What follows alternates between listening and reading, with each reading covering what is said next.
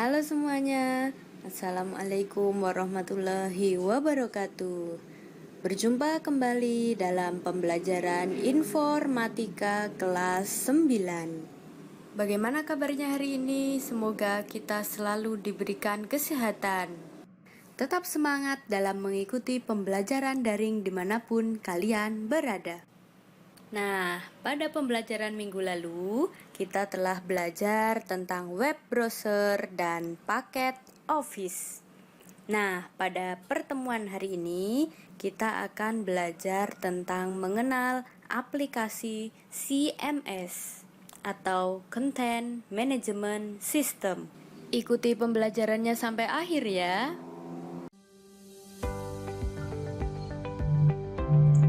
Tujuan pembelajaran pada hari ini yaitu yang pertama mengenal aplikasi CMS. Peserta didik dapat mengenal apa itu aplikasi CMS. Tujuan pembelajaran yang kedua yaitu kegunaan aplikasi CMS. Peserta didik dapat mengenal kegunaan aplikasi CMS. Tujuan pembelajaran yang ketiga yaitu jenis dan contoh CMS. Peserta didik dapat mengetahui jenis-jenis dan contoh-contoh aplikasi CMS. Dan yang keempat yaitu fitur-fitur CMS. Peserta didik dapat mengenal fitur-fitur aplikasi CMS. Nah, untuk proyek yang akan kalian lakukan yaitu nanti peserta didik dapat membuat blog dengan CMS WordPress. Nah, ini nanti merupakan proyek kelompok. Nah, sebelum mengenal aplikasi CMS, tentunya kalian pernah mendengar istilah blog.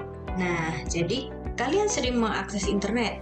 Tentunya kalian pernah mengunjungi beberapa situs blog. Blog sering disebut juga sebagai catatan harian digital, tetapi isinya tidak selalu tentang kegiatan seseorang. Blog bisa juga berisi tentang tips melakukan sesuatu, resep masakan, foto hasil pemotretan, dan lain sebagainya.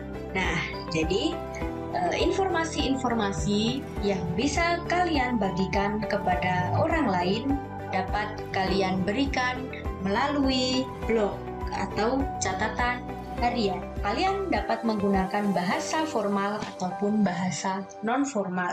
Bisa kalian isi dengan tips-tips melakukan sesuatu, seperti contohnya tips belajar daring, tips memahami mata pelajaran, dan sebagainya. Bisa juga kalian membagikan hasil pengamatan kalian tentang berbagai disiplin ilmu, atau kalian bisa memaparkan ilmu pengetahuan yang telah kalian kuasai. Nah, tentunya apabila kalian mengambil informasi dari sumber lain, kalian wajib mencantumkan sumber atau daftar pustaka yang kalian peroleh. Dengan mengetahui adanya blog, maka kalian akan mengenal aplikasi CMS karena pembuatan blog itu menggunakan aplikasi CMS. CMS atau Content Management System adalah aplikasi web yang di dalamnya berisi berbagai macam perangkat atau tools yang memudahkan untuk melakukan pengelolaan situs. Untuk melakukan pengelolaan situs, contohnya ketika kalian membuat blog dengan menggunakan aplikasi CMS ini, kalian bisa mengelola situs dengan baik. Nah, dengan aplikasi CMS, kamu tidak perlu memahami bahasa pemrograman web yang rumit untuk membuat atau mengelola sebuah situs.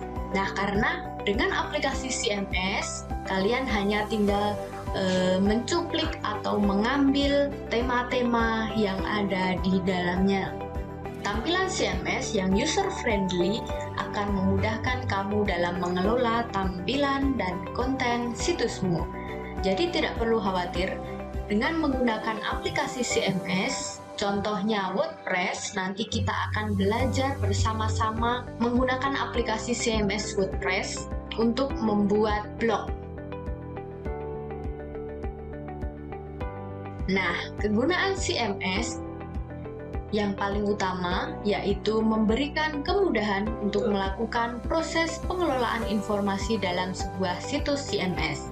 Juga dapat dengan mudah mempercantik tampilan situs dengan berbagai jenis warna, huruf, gambar, dan lainnya agar lebih menarik.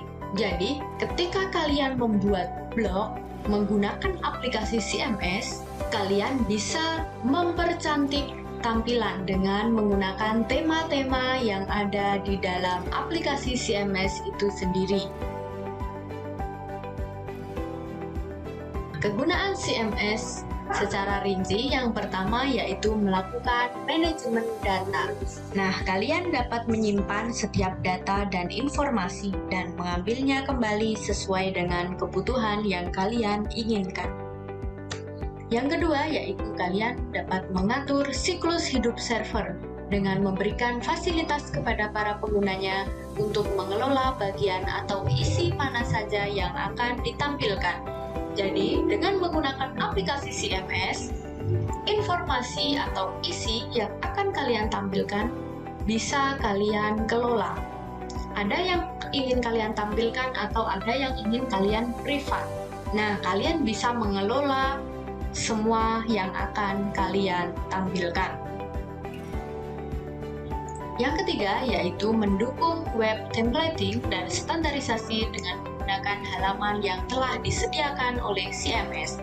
Jadi jangan khawatir, dengan menggunakan aplikasi CMS, di dalamnya sudah terdapat berbagai macam tema, sudah terdapat berbagai macam font atau warna yang bisa kalian pilih, yang bisa kalian gunakan untuk mempercantik halaman blog kalian.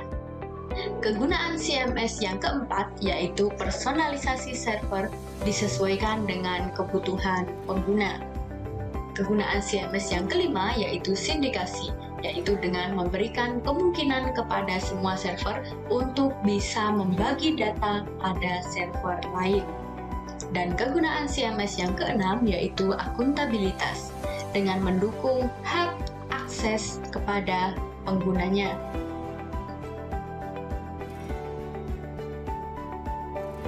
Nah, adapun contoh aplikasi CMS. Untuk keperluan mengelola blog, kita bisa menggunakan WordPress atau Blogger. Nah, kemudian aplikasi CMS untuk membuat situs pribadi seperti Joomla dan Mambo bisa kalian gunakan.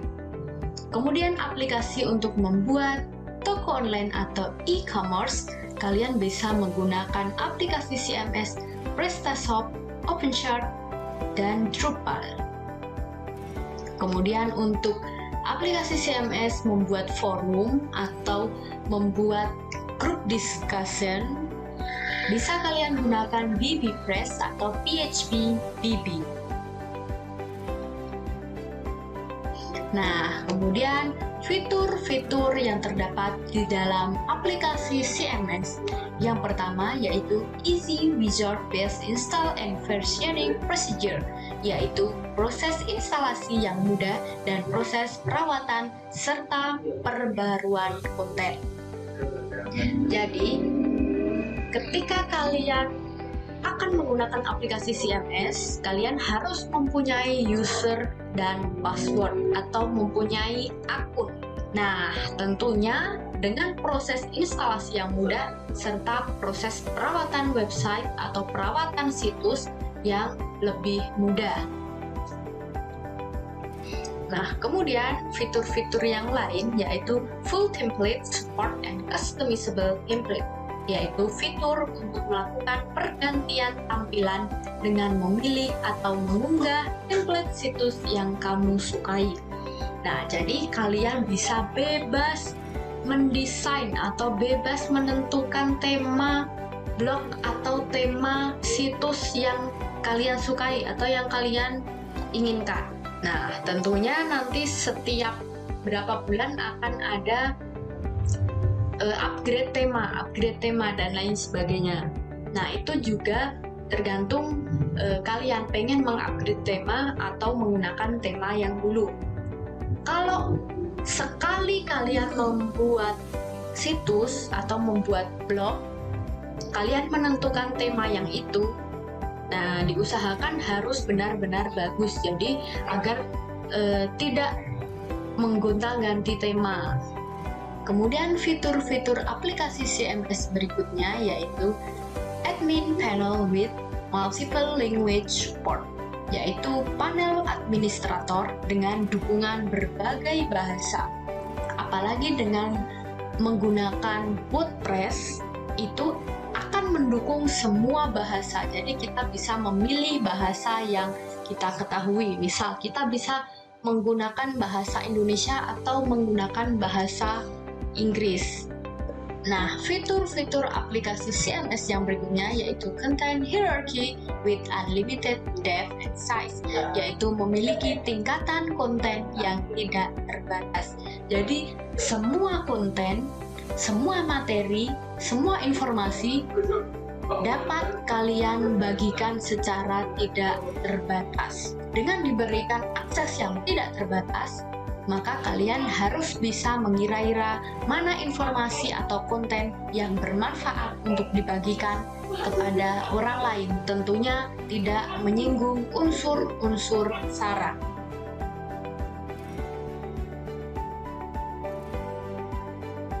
Kemudian ini dia cara membuat blog dengan CMS WordPress. Nah, di awal tadi saya sampaikan bahwa nanti kalian akan belajar membuat blog dengan CMS WordPress. Nah, caranya bagaimana? Caranya gampang banget. Yang pertama, kalian tinggal buka wordpress.com. Kemudian diklik produk. Di situ ada tulisan blog. Kalian klik blognya. Blog diklik. Kemudian kalian pilih Start Your Blog.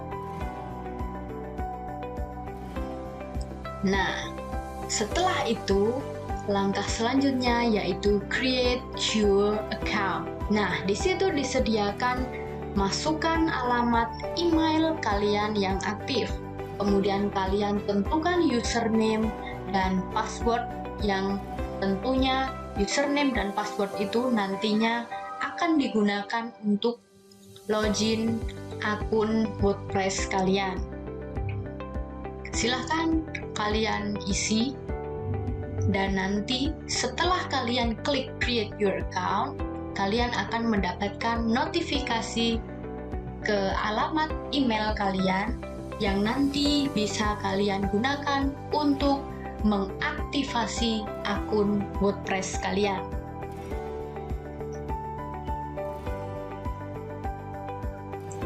Nah, kemudian setelah kalian mempunyai akun, nanti kalian disuruh mengisi data-data yang dibutuhkan.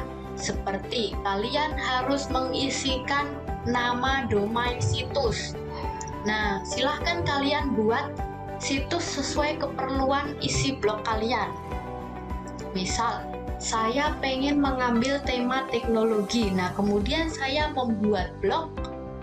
Saya beri nama Ayo Belajar Teknologi, dan tentunya dengan memilih domain yang free. Domain yang free, kalau kalian menggunakan aplikasi CMS WordPress, nanti akan domainnya @wordpress.com. Jadi misal kalian memilih alamat domain kalian Ayo Belajar Teknologi @wordpress.com. Nah, maka domain kalian akan seperti itu.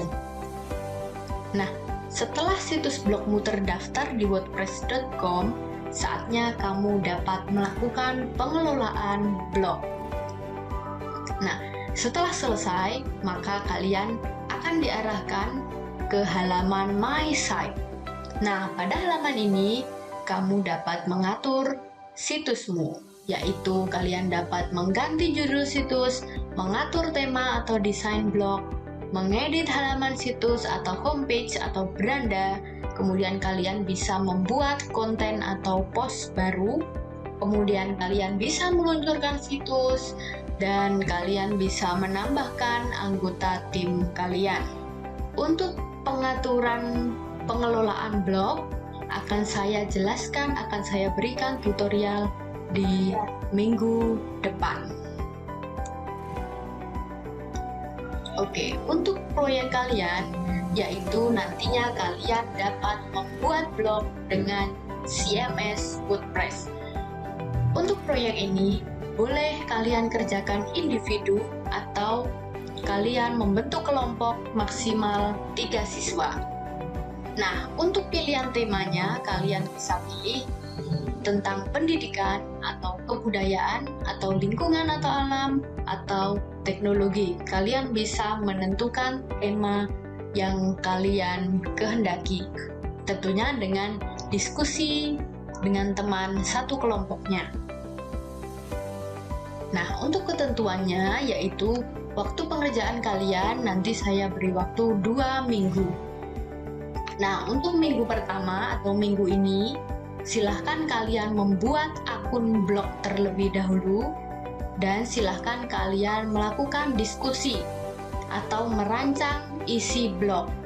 Wajib dilakukan secara daring, jadi tidak boleh ada kumpul-kumpul apapun. Silahkan kalian menggunakan chat group atau menggunakan virtual meeting. Buktinya di screenshot nanti dikirimkan ke Bu Trisna. Akan saya beri link Google Form untuk mengirim bukti diskusi kalian.